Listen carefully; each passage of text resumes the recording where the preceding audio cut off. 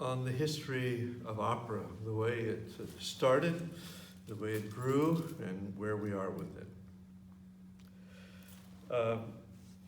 Opera's history is a remarkable, remarkable story that begins with the very roots of Western civilization, namely the Greeks. It's often said that the more you know about Greek civilization, the more you're going to understand all of Western civilization. So people say that all of history is a footnote to Plato. Well, I won't go that far, but there are several reasons to say this. Opera actually grew out of an attempt by a group of gentlemen who called themselves I Camerati, about 1495 to 1505, who set about with the task of recreating Greek drama in Italy. Specifically, a wonderful composer named Claudio Monteverdi, around 1500, decided to set the text of a Greek myth, Orfeo, in the gardens of Padova in northern Italy, about 40 kilometers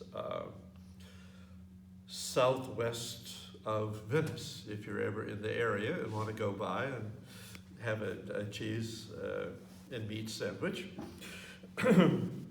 So these fellows in Padua, as Shakespeare would have us believe, he sets part of Romeo and Juliet there, decided to recreate Greek drama as best they could.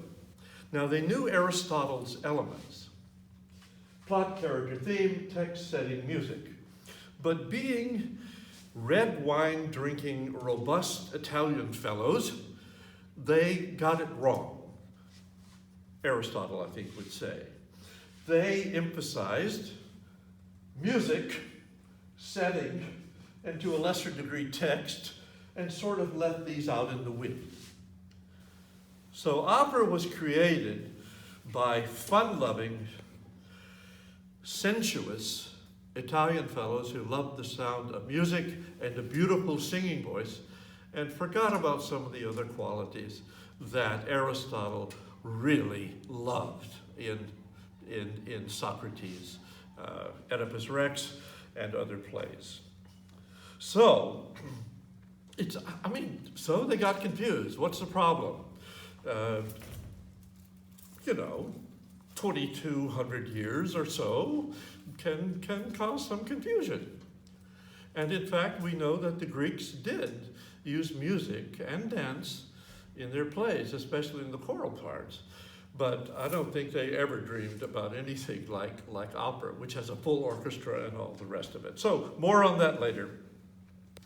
These artists had this idea of drama per musica, drama through music, that the music, which I've already stated is the aesthetic glue of opera as we know it, would reveal drama and character. And that is what they did. So Claudio Monteverdi invented an entirely new art form, which we call opera.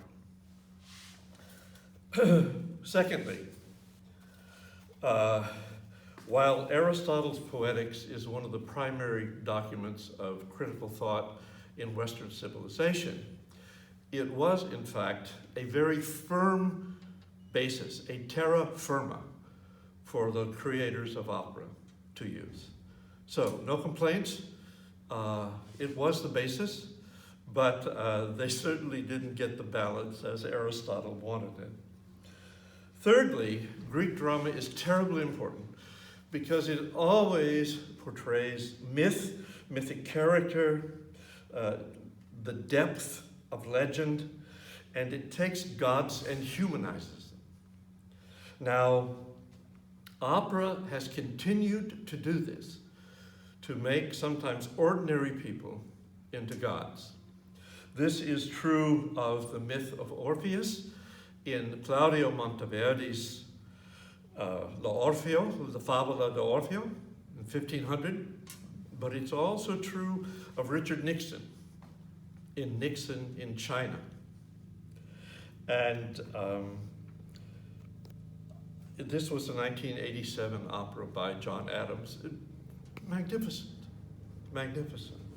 So historical figures in opera are transformed by musical elegance and power into mythical figures. So all of these events are rooted in Greek art between the 5th and 3rd centuries BCE. But the power of those Greek elements, the roots, have blossomed into magnificent music dramas today. Myth creating, character creating, hero creating. That is the work of opera, to create character that becomes, that is elucidated by wonderful melody, by motif, and by all the majesty and beauty of the musical art form.